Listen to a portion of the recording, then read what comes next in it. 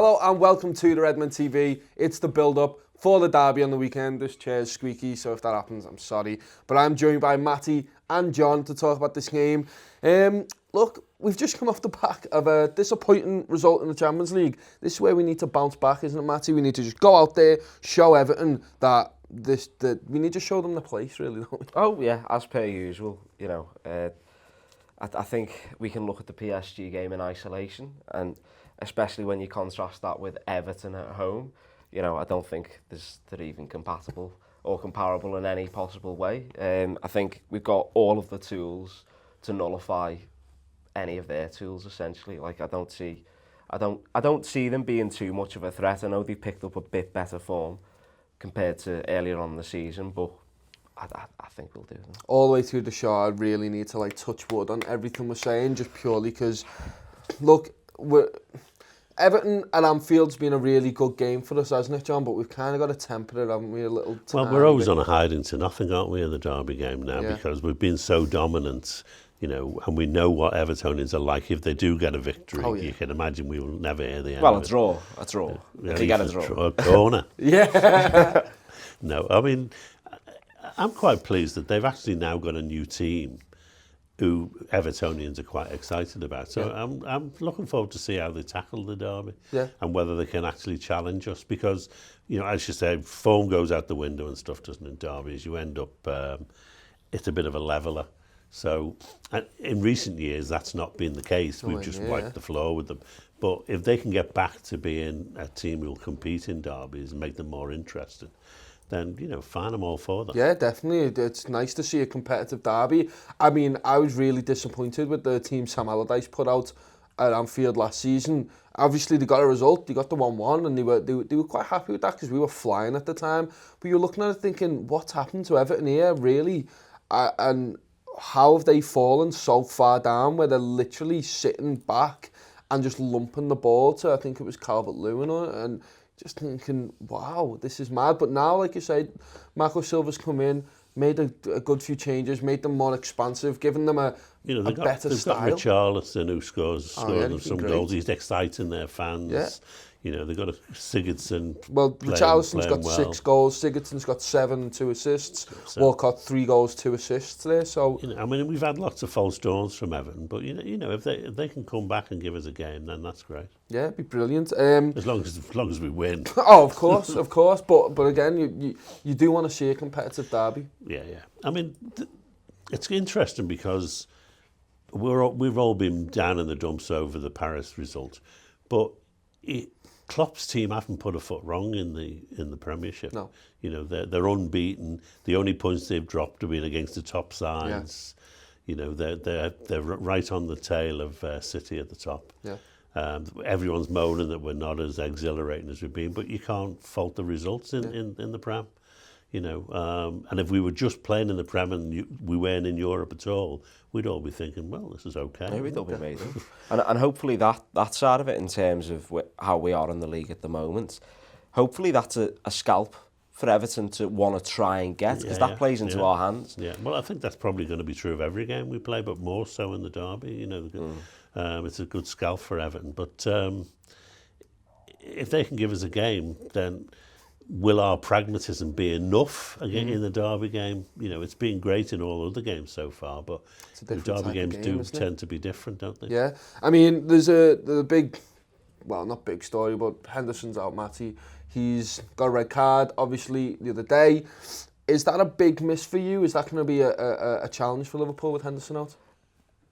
If this was, I don't know, pre-2014 season, and that type of player was missing, I'd say yeah, because we haven't got the personnel that we have at the moment. We haven't got the obscene ability that we know our players are capable of, particularly the front three.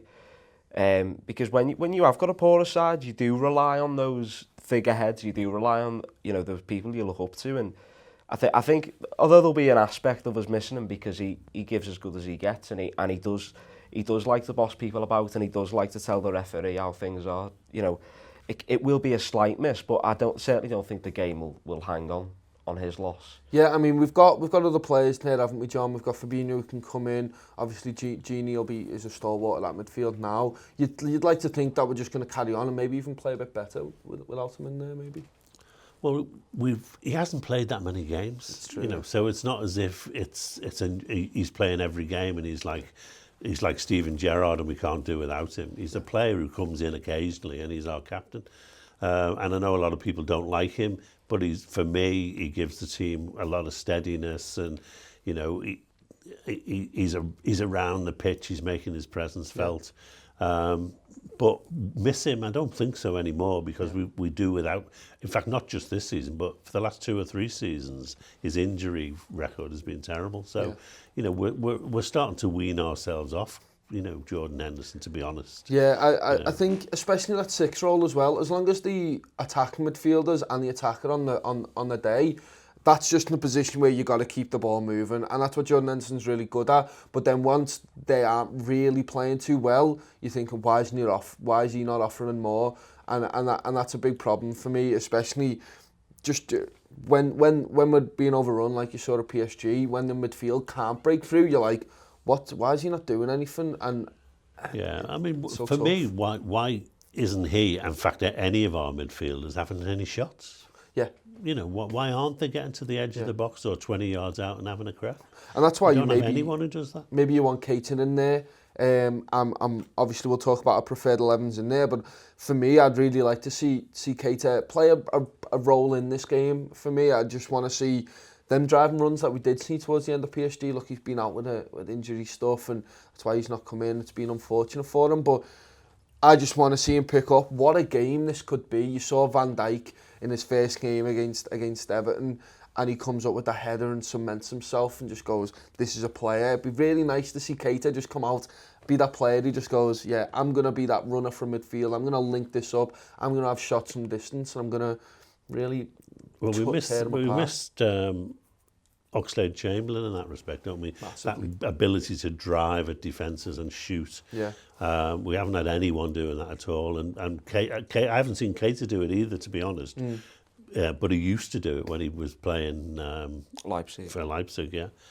So he's got the potential for it. So. And I think it's the perfect, in terms of the timing of him coming back from injury and gaining fitness, I think it's sort of the perfect game to give him that time. And, you know, because it'll be a very competitive game, but also, you know, Everton aren't like world class. Do you know what I mean? It's at Anfield. You know, coming off the back of the PSG loss, Anfield is, and especially with it being a derby, it's going to be a fiery game. Fantastic. Do you know what I mean? So I think it'll be great for him, and especially if you've got, you know, even if the front three are playing all right, that's still quite a high level. And if you've got him just in behind, you know, to link up the play, I think he could really flourish this game. Yeah, so I mean, Chris has done a video with Baz from Toffee TV, basically talking about the stats and how Everton play, and it's a really interesting video. It will be out tomorrow. They've also done another video with them, so make sure you check it out. But Baz is saying that they like to do the high press. They've changed the style. They're pushing the fullbacks up. They've got Bernard on the left-hand side, and they've got Walcott on the right-hand side. Sigurdsson and Richarlison have been playing as Sigurdsson, obviously the 10, and Richarlison there. They've got these players now where Liverpool do need to be careful here. We've got to be defensively on our game. Obviously, we are good at that, but I think really it's going to be interesting that the full-back battle for me is going to be massive. Obviously, Coleman will be playing for them. He hasn't played in a while. So him attacking Robertson, that's going to be very interesting to see. I feel like we need to be quite compact in that midfield and really cover our full-backs. But we're good at that, aren't we, John? Yeah. Again, it'll depend who plays. You know, I mean, I don't think it's a game for Fabinho myself.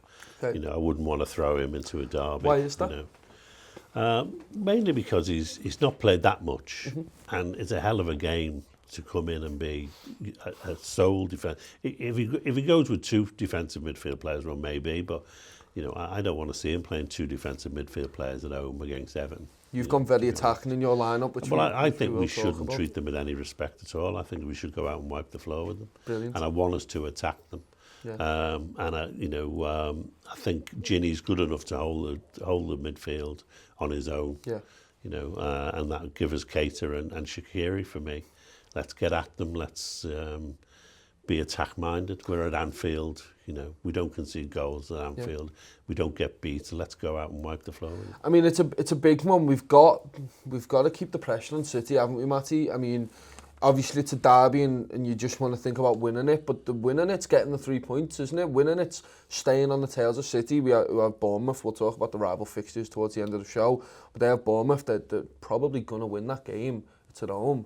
You've got to go out there and just be like, no, we are good enough. Like John says, we're second on the table. We're a very, very good side. Yeah, there's an aspect of, you know, with it being a derby, and John mentioned earlier, sort of, do you isolate it and treat it as though it's in a vacuum sort of thing? And I think we've got to have the aspect of the game where it's, okay, business as usual, we're on City's tail, you know, but there's also got to be the aspect of, right, the players have got to be right up for it, do you know what I mean? Because, you know, regardless of the skill level of either team, in a derby, it's a derby, do you know what I mean? And it's going to be blood and thunder.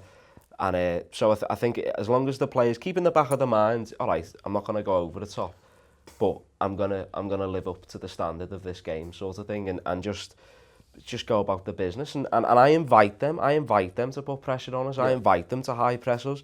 We do that in training every single day of the week. Do you know what I mean? Our players know what they're doing. If you come up against the Paris Saint-Germain, they do it amazingly well. If you come up against certain teams in Europe, they do it amazingly well because they've got the best players in the world.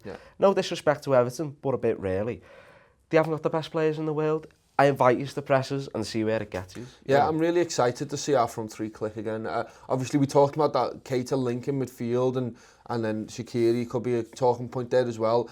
I really just want to see Sadio Mane, Roberto Firmino, Mo Salah playing it around because, look, defensively, Everton have stepped it up as well. We can't forget that. They've been playing a lot better than they were last season. But you'd bank on, if you give Mo Salah a yard of space, and I really think he will get it in this game, I think we're going to do what you say, John, and go out at them, make sure they get the ball to the attacker's feet a lot more than we have done in recent weeks. I can't wait just to see the free-flowing stuff. We get one goal maybe, then that's when they have to come out because the fans want to see it, Marco Silva wants to see it. They start coming out and we go, this is exactly what we want. Now we have the space in behind your midfield. And you can't get away from the fact that we've got better players than them. Yeah. You know, so we should be better all over the pitch. Yeah. And although it's a derby, they're not derbies like they used to be. I mean, the away support is minimal these days. Not like the old days when they used to, you know, have half the ground, you know, and it used to be really, really intense. Yeah. Better footballers stand out in derbies these days where they never used to. Yeah. You know, it was a very much a leveller. Now we're too good for them. So, do you reckon we need to put a cruncher in on Richarlison, Matty? Do you reckon we just need to go tell him, show him, because he's never played in a derby either. We've got to remember this. You're talking about other players thinking in the Liverpool side and going, is Fabinho ready? Is Keita ready? There's Richarlison, their talisman.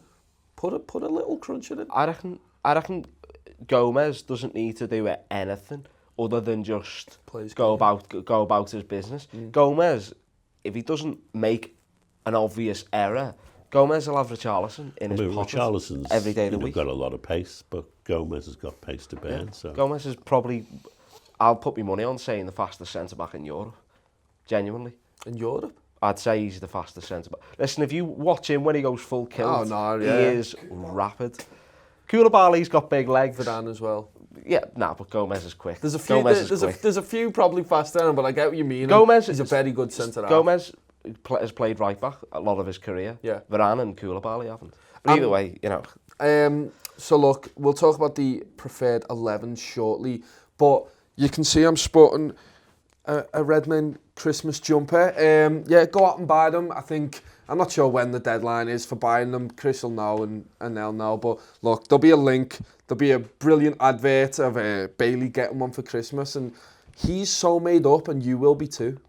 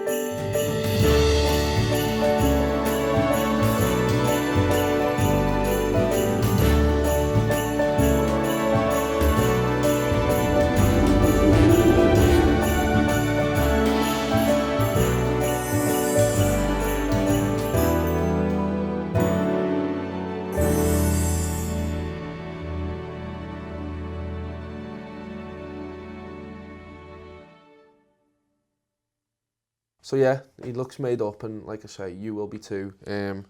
This is my favourite one. I feel like I really like just having these three players on my just. It's like the Mount Rushmore of Liverpool Christmas jumpers. It's all right, isn't it? There's a Virgil one which I'm quite fond of as well, but I will be getting this one. You'll be seeing it. You'll be seeing it everywhere. But we'll get on to the preferred 11s anyway. We'll start with you, John. Like I said before, very attacking lineup. Yeah, I'm just going to wipe the floor with them. You've gone Alisson. Trent back at right back to give us a bit of width and free kick taking. But Keita and Shaqiri as your two number 8s. In midfield. My word, I'm very happy with that. holding the fort. So you just want us to literally just go at them, just push everyone forward, is it? Just literally. Well, if they're going to high press us, well, we'll play at the other end of the pitch. So it doesn't matter. I mean, you've basically gone for a 4-1-5 or 4-1-4, whatever it is. Like we're going. Yeah, I mean, going for it. That is a mad one for me because it's preferred 11, isn't it? So that's what I would prefer.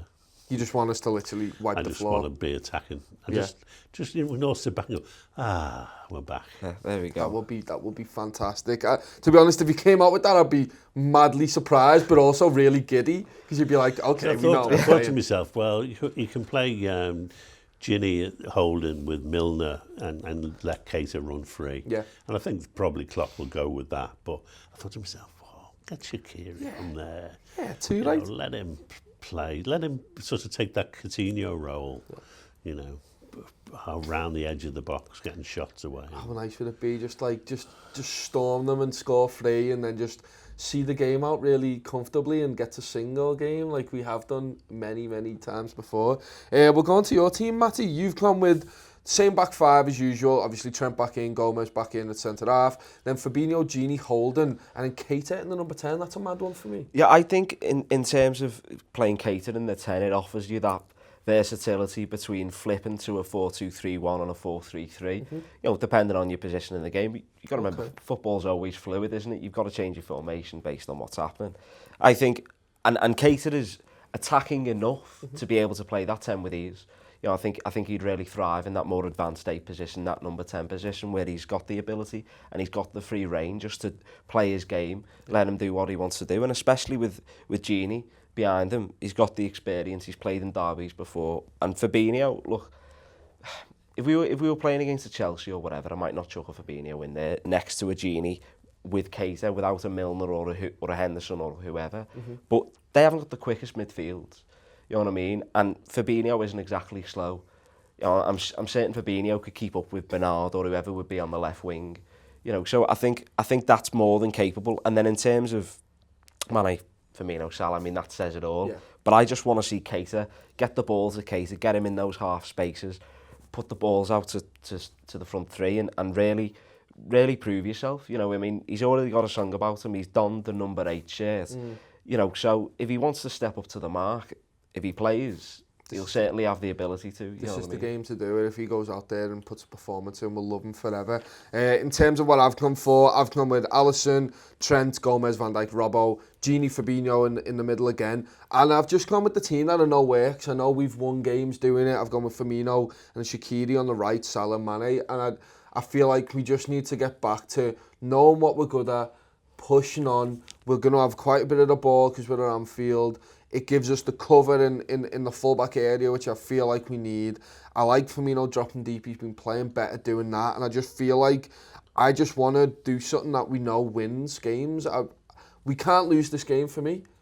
Obviously, every Liverpool fan thinks that. But we can't even draw. We can't even draw. Yeah, I wouldn't entertain the prospect of it not being a win. We just, for me, we just need to be. That's the best formation and team that I've seen this season, where it's solid, it's got great balance, all areas of the pitch, and we've scored goals and we've created chances using it. And I don't want to use the 4-3-3. Just PSG's soured me mouth on it. There's been so many games where the 4-3-3 is our formation. We're good at it, but it's just, I've seen us beat teams in the 4-2-3-1, and I want to see it again for me. And yeah, that's why I've gone with that. I think. Do you want to see a more pressing Liverpool on the front foot, or do you want to see a more pragmatic? No, I feel like break them down. The half space is going to be fine for me. Let them push on the wings, because that's how I feel. That's how they're going to play. And then we've got enough cover there as long as Gini and Fabinho can do that job there in terms of covering. I think Fabinho, I understand what you were saying before, John, about you don't really want him to come in. But for me, I think that Gini Fabinho midfield's been really strong. And if he can prove it in a derby game... If you're going to play a 2, then that's fine. Yeah. You know. But to put him in on his own, as I would have had to do in my formation, yeah, that's true. I think he would have been lost. No one's picked Milner here. No, I do think he'll play Milner, but I don't want him to. I want us to be more attacked. I think Milner would be the ideal player to bring on a couple of goals up, bring him into that midfield, maybe, I don't know, 60th minute or whatever, and just have him break up the game. And if they're losing towards the start of the second half, the Everton players are going to start getting feisty. And I think bringing Milner in to just lock them down and say, what do you think you're doing? Yeah. The only reason I haven't included Milner in, well, another reason why I haven't included Milner in the starting 11 is I'm looking at the run of fixtures we've got and the compounding of games. You know, we do have to bear in mind that, and I was half tempted, I was seriously considering putting Sturridge instead of Firmino, just because, just simply because of the run of games we're going to have. Even if they're not dead tough games, you know, we're not playing like a mad 3 teams, the players are still goosed. Well, you're still playing away at Burnley and Bournemouth. They're not easy games away from home. Yeah. So. No. I mean, you've put Shaqiri in the midfield there, John. We've not really seen that much. I think we've seen it in 2 games. He doesn't seem to trust him there, but I'd like to see him given a run now, you know, seeing if he can give us that, what we've lacked since Coutinho left, is that someone who's dangerous on the edge of the box. Yeah, and like we said before, that link, it'd be 2 links in midfield. John, I'm really happy with your midfield. I really want to see that happen. Obviously, I want it to be more defensive, but no, I love that. In terms of rival fixtures, on the Saturday, Man City have got Bournemouth. That's the one. But it's a home for Man City. I don't see them losing that. Southampton against Man United. United are away. That could be. I mean, they're not rivals, so it doesn't really matter. And on the Sunday, there's Chelsea Fulham. Chelsea are at home. Arsenal Spurs, the next game at 2 o'clock. And then we're the last game of the weekend in terms of the Big 6. I mean, Arsenal Spurs, again, they're not really... It'd be nice to have Arsenal win that, just to get Spurs dropping off. But Man City and Chelsea, I think, are favourites to win their games, aren't they? Yeah. It's one of them. Like we said, we've got to keep up the pressure. These are the games where... Although, you know, it's Ranieri, isn't it, now Fulham playing Chelsea. Oh, that is true. So that adds a little bit of spice. And Fulham, when they came to Anfield, were a much better side than I was expecting. And they were certainly a much better side than Cardiff, who'd been a couple of weeks before. Yeah. And I was really surprised when they sacked the manager after that, because I thought he just seems to be getting them working. Yeah. You know, But I guess they just wanted it to change. What They've got about some you, talent Matty? there, you know. I mean, Sessegnon obviously is a really good player, and Mitrovic was playing really well as well. Yeah, who's the fella who used to play for Chelsea? Shayla. He's a good player. He didn't really do the business when he played against us, but he's a talented Yeah, I'm really excited for Ranieri. I love him as a manager, and you know, not just because of what he did at Leicester, but his whole persona. And I'm excited for Fulham in a sense. I know they're a London team, and typically I won't really back London teams, but I think it'd be nice, especially with the young players they've got there as well. Do we envision any reality where Man City don't win? No, not whatsoever. I mean, it'd be nice, but I mean, yeah, it's not happening. Is it? If you look at the table, they've won the last 5. We've drawn in one of them. They're on 35 points. We're on 33. We just need to keep up the pressure here, don't we? Like keep going, and then if you're in that position in the second half of the season, then anything can happen. It's after that big game when we play them, isn't it? Get all the results, stay on the toes, and then big 6-pointer. Oh, definitely, yeah. Yeah, it'd be nice. Score predictions then, John? What are you thinking? 3-0. Oh, this never really happens. Who's going to be your scorers? Have you thought about it? Front 3. The front, all 3? Oh, yeah, I'll take that. What about yourself? I'll go 4-0. 4-0? Okay. I feel like I'm going to go 5 now, but who's your scorers? I'll go Salah 2, a screamer from the edge of the box, and one where he just makes a show of the defence. Yeah, I'll take it. And then Bobby and Manny. It's nice to dream about these goals against Everton, isn't it? Yeah. Cater's getting one? Cater instead of Manny. Oh, okay. I'm going to go for a 2-0, right? Virgil van Dijk headed again off a corner. to break the I'm deadlock. jumping Mina. Yeah, exactly.